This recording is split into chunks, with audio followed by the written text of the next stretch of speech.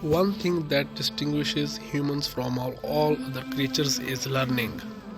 Over time, human civilization has achieved wonders and consistently come up with mind blowing innovations. Currently, there is a number of tools, devices, techniques, and apps available to assist us in simplifying our lives. However, human relationships have been failing, and there is a lack of trust, sincerity, confidence, and respect in society. In almost every relationship, one can find a great deal of weakness revolving solely around materialistic concerns. These relationships can be between father and son, husband and wife, mother and sister, or particularly the often overlooked relationship between grandparents and grandchildren, especially when we are in overseas. The biggest challenge our next generation will face is how to trust each other and be willing to make sacrifices for others. People are too quick to make promises in their relationships, yet their actions seldom align with their words. To fix these problems, we need to work it on our next generation. We can't undo the past, but future is in our hand. Now question is, are we ready to sacrifice our time for our children? Are we ready to assist each other to make our children should learn genuine understanding of Islam teaching? Or we just teaching them some rituals and providing them a surface level comprehension of Islam and throw them in a same vicious circle where everyone is just busy in making money and completely forget that relationship among the family members is the most precious thing of our life, which is priceless. The unity within a family serves as the foundation for all other pillars of society.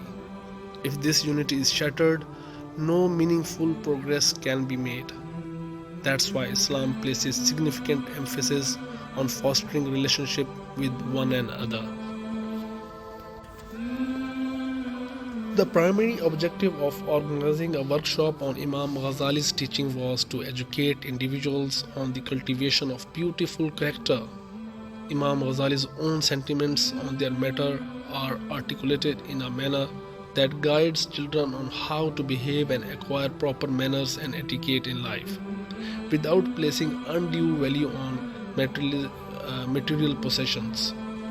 One illustrative example he provided is the concept of three selves: the lower self, the blame self, and the peaceful self.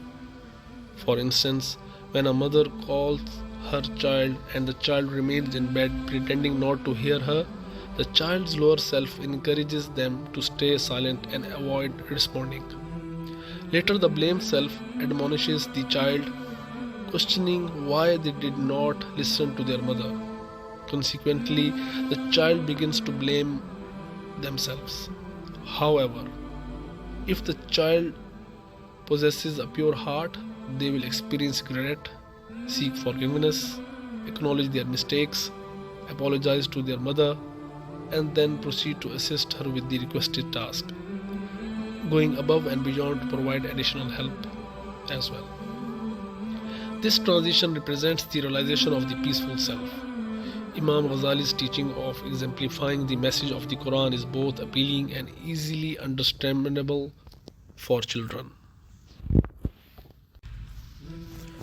Alhamdulillah, we successfully conducted this workshop during the holiday break at the Al-Hafiz Quranic Center in Greenacre under the umbrella of Islamic Circle of Australia and New Zealand, ICANN. The workshop targeted boys and girls between the ages of 6 and 10. One of the main objectives, as mentioned earlier, was to instill good manners, etiquette, and respect in the children. Instead of simply delivering lectures, the workshop was designed as an interactive session where I encouraged the kids to participate and answer questions. Abdullah, do you like the course? What do you like the most? The videos, the lessons, or the teacher? The teacher. The teacher. Jazakallah khair. Give us a short summary about these 6 sessions. So basically, first of all, we learn about the spiritual heart. The spiritual heart is basically a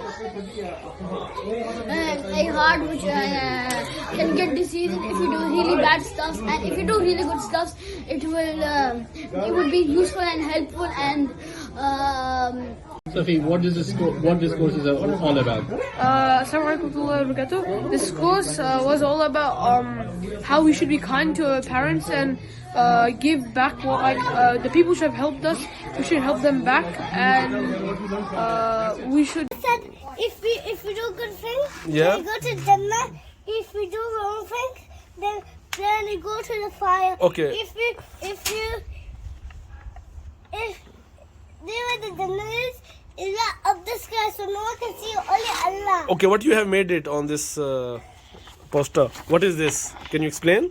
Yeah. Yeah. Hello, this is Ibrahim from Katie, Okay.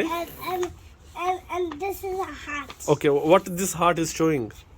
It says his heart. Yeah, when you do good things, Yeah. you get star. Okay. When you do wrong things, Yeah. then you have a dot. The following topics were covered during the 6-day workshop. 2 kinds of learning: physical heart versus spiritual heart. Animals and people: why humans are superior to animals. The 2 words: this life and the afterlife. The excellence of learning. Learning about the Creator and His book is the ultimate form of excellence in learning. A tiny seed, a child is like a seed to their parents and is crucial to nurture and care for them. A family trip, life is like a journey. The story of the 2 wolves, Quran versus Insan, how they complement each other. The meaning of Rahma and how to not misuse it.